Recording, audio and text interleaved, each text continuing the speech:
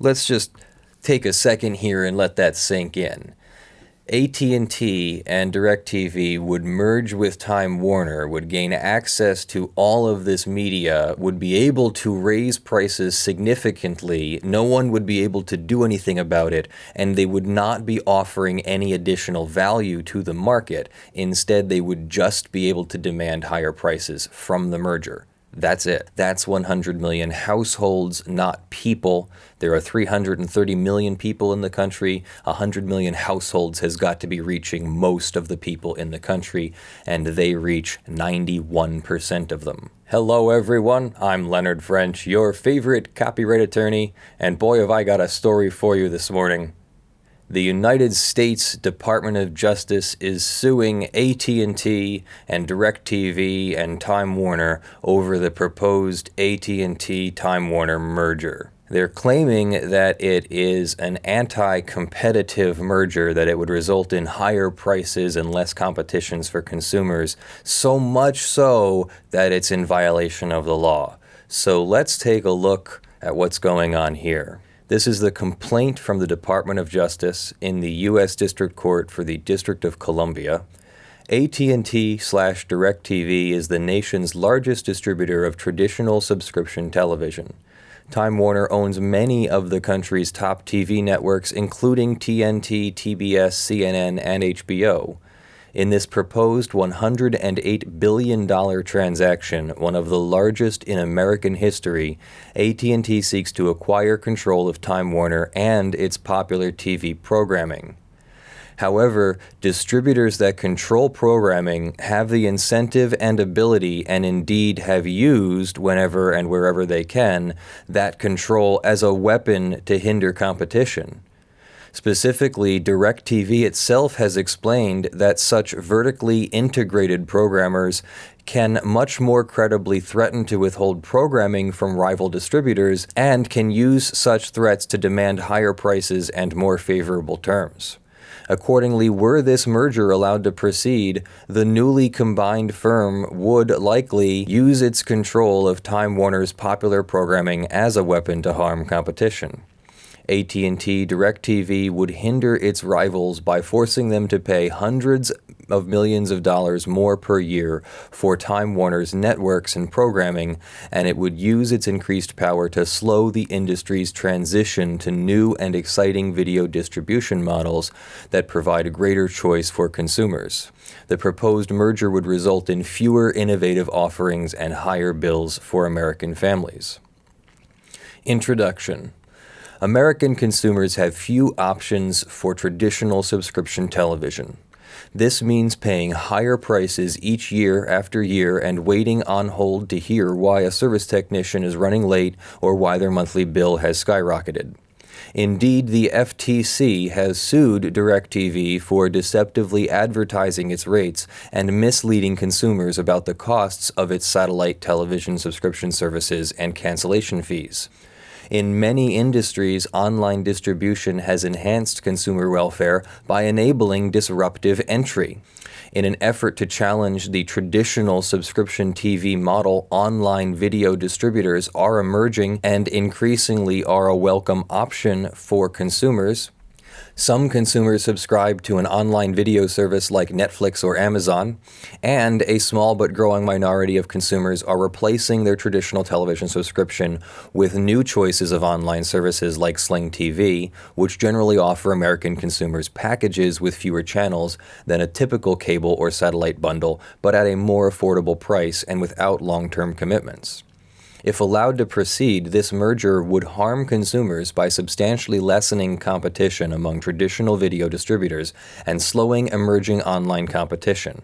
The merged company would have the power to make its video distributor rivals less competitive by raising their costs, resulting in even higher monthly bills for American families. Disruption need not occur immediately. The merged firm can operate its pay TV business as a cash cow while slowly pivoting to new models. It would give the merged company the power to raise prices that competing video distributors pay to it for Time Warner's popular TV networks, and for no reason other than those networks would now be owned by AT&T DirecTV. Time Warner's networks are some of the most valuable in the country. HBO is a world-leading premium pay TV brand.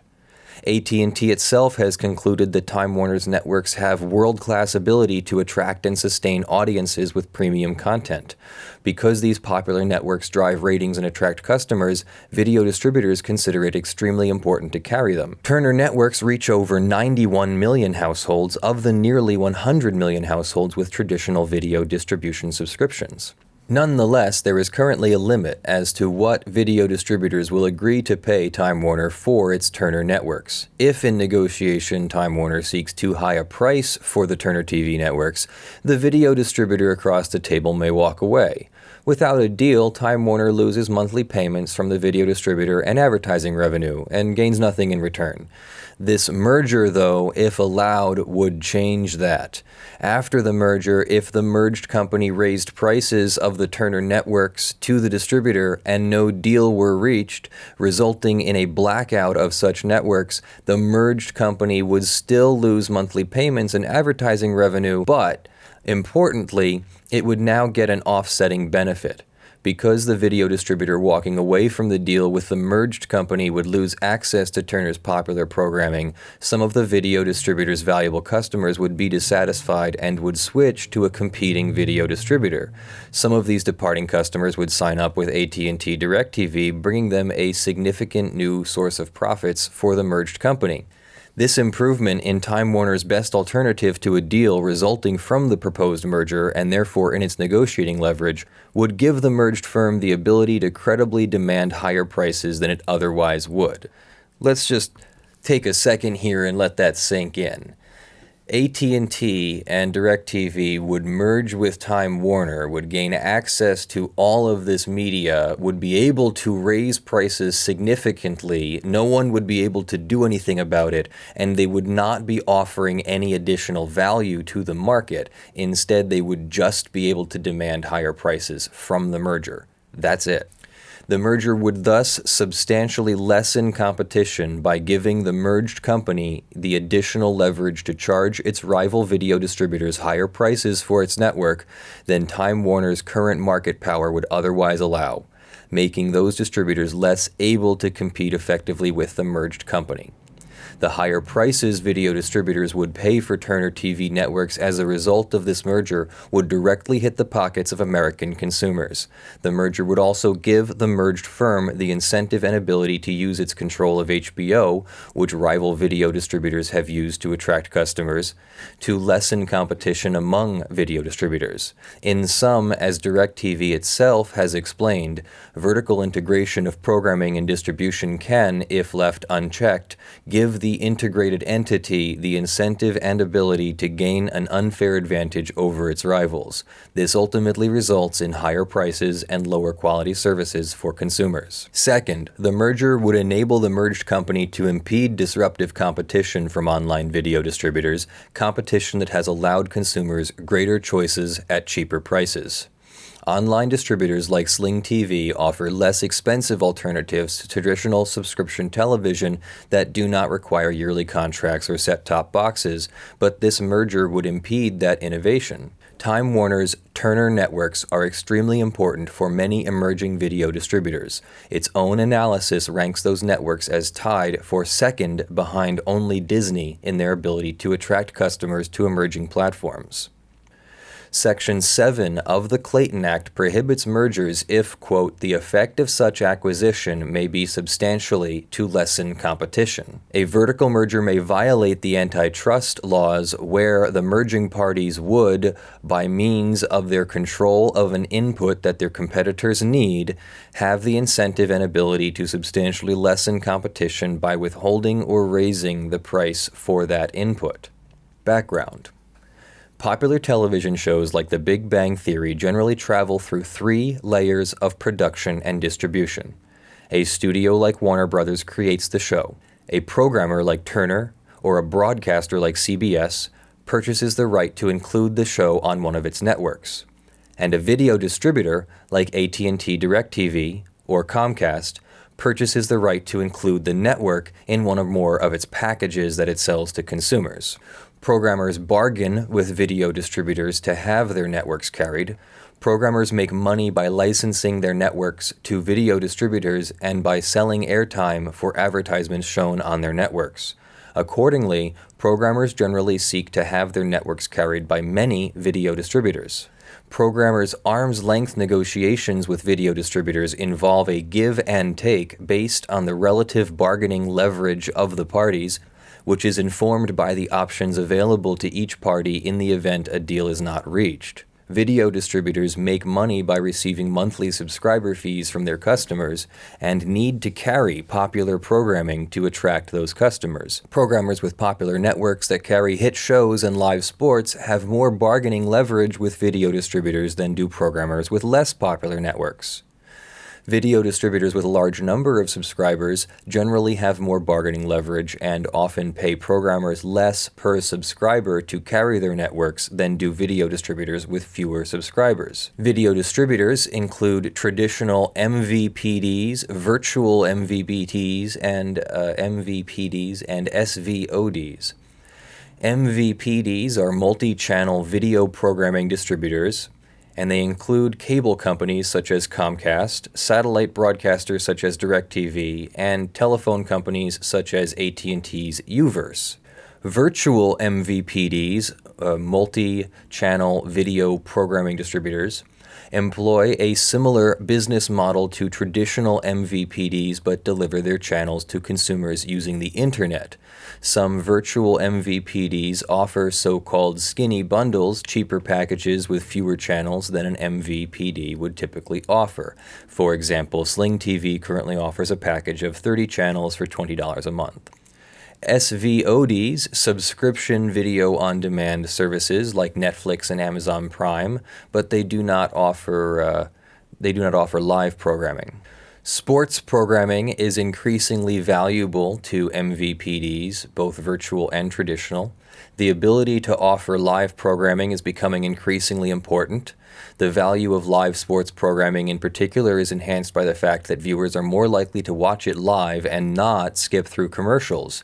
It is a limited resource that, due to existing exclusive and long-running contracts, generally will not be available again for purchase by programmers for several years.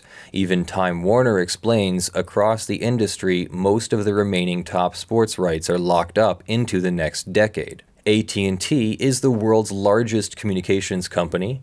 In 2011, it attempted to purchase T-Mobile but abandoned the transaction after the DOJ filed suit, alleging that that merger violated antitrust laws. Today, AT&T is the country's second largest wireless telephone company, third largest home internet provider, and one of the largest providers of landline telephone services. It is also the country's largest MVPD, with more than 25 million subscribers. It has DirecTV with 21 million, Uverse with 4 million, and DirecTV Now with about 800,000. DirecTV is a subsidiary of AT&T with 21 million subscribers. Time Warner is a Delaware corporation that owns Turner Broadcasting, TNT, TBS, CNN, Cartoon Network, Warner Brothers Entertainment, and Home Box Office, HBO.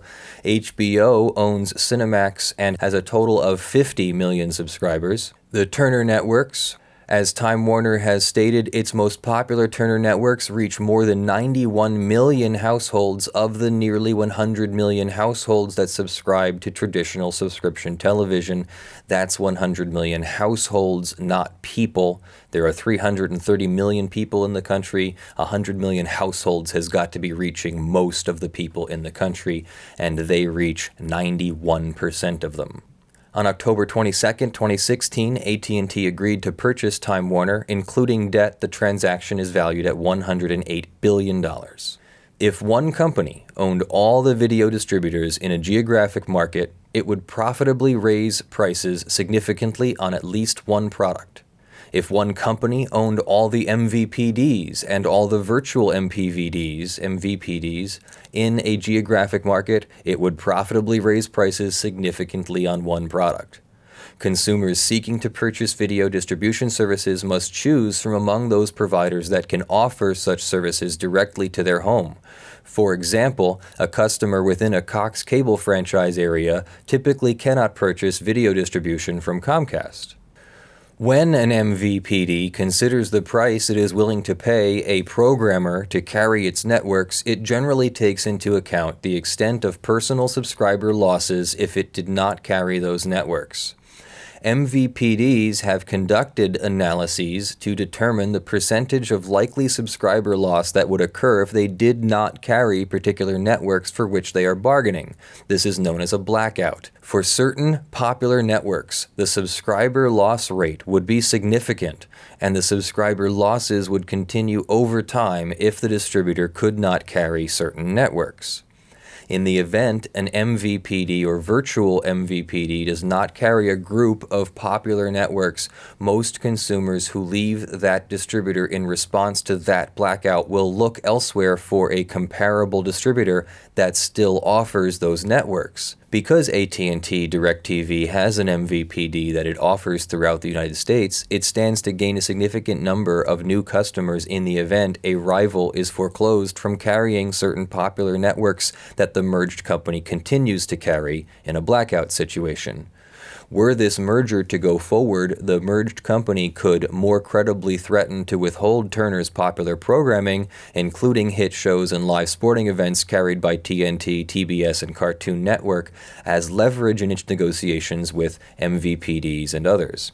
In a given negotiation, both the merged company and a rival MVPD, for example, a cable company, know that if the merged company were to walk away from the bargaining table and the Turner networks were to go dark on the distributor's offerings, a significant number of the distributor's customers would cancel their subscriptions, and the cable company would gain fewer subscribers during the blackout. The merged company's bargaining leverage as a seller of programming would thus increase, and not through the offering of lower prices or a superior product or superior service offering, but directly because of a merger. The entry and growth of online video services promises to bring substantial benefits to consumers. For example, after the merger, AT&T DirecTV would have an increased ability to charge virtual MVPDs higher prices for Turner's and HBO's important and popular programming, and could very well withhold that programming entirely from some distributors, leading to even more severe effects on competition.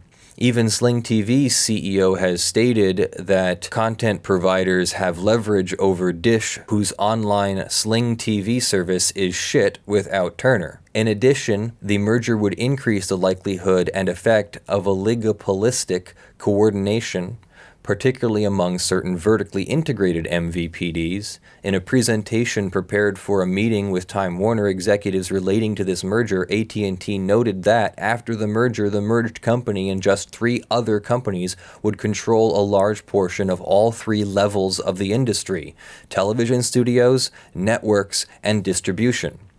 The economic incentives of major pay TV players will encourage stability as the ecosystem evolves. Stability for them. The stability comes at the cost of competition that benefits consumers in the all-video distribution and multi-channel video distribution markets. In addition, the nature of the subscription television industry, including the widespread use of most favored nations clauses between video distributors and programmers, facilitates coordination. Most favored nation clauses are clauses that say that the party that is most favored, other contracts, other parties cannot have a better deal. So most favored nation clauses, as it applies to television studios and distributors and networks and all that, mean that whichever one of them is their favorite or most favored network or customer or vendor or purchaser or whatever, that person gets the best deal, that entity gets the best deal, and no one else is allowed to get that good of a deal. So it's encouraging coordination. Moreover, after the merger, AT&T DirecTV and Comcast NBCU, which together have almost half the country's MVPD customers, would have an increased incentive and ability to harm competition by impeding emerging online competitors that they consider a threat and increasing the prices for the networks they own. The United States thus brings this action under Section 15 of the Clayton Act, 15 U.S.C. Section 25, to prevent and restrain the defendants from violating Section 7, which is codified in 15 U.S.C. Section 18. The U.S. Department of Justice requests that the proposed acquisition be adjudged to violate the Clayton Act, that AT&T and Time Warner be permanently enjoined from carrying out the proposed merger, that the DOJ be awarded costs, and all other relief that the court deems just and proper. And this was filed by Macon Delaream, Assistant Attorney General for Antitrust, and signed by a whole bunch of their Antitrust Division members and attorneys. So what do you think of that? That's rather interesting. I don't know how I feel about a merger between AT&T and Time Warner. That does seem like it might be a bit much for competition.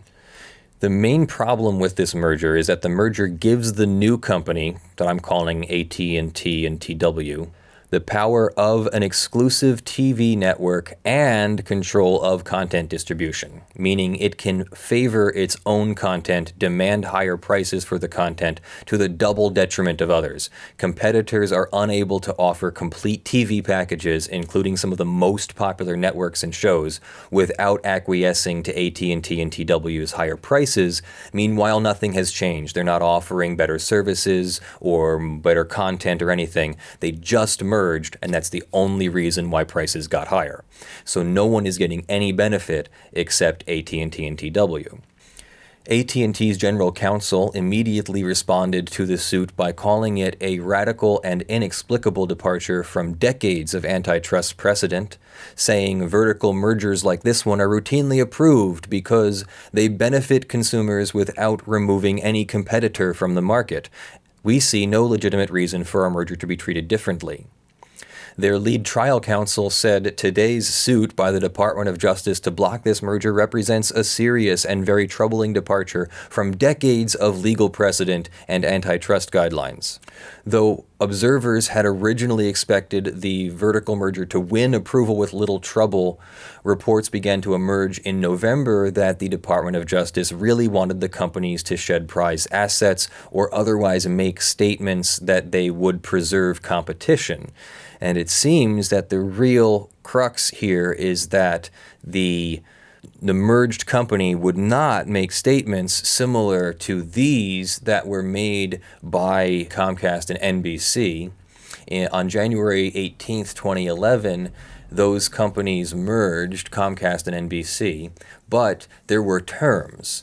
Comcast agreed to offer an Internet Essentials package for $9.95 a month to low-income families with children, with discounts on desktop or laptop computers, free training available for 3 years as a condition of the FCC approval. Also, that merger was much smaller, roughly around $30 billion, whereas AT&T's bid for Time Warner is $85, but the total value of the transaction is $108 billion.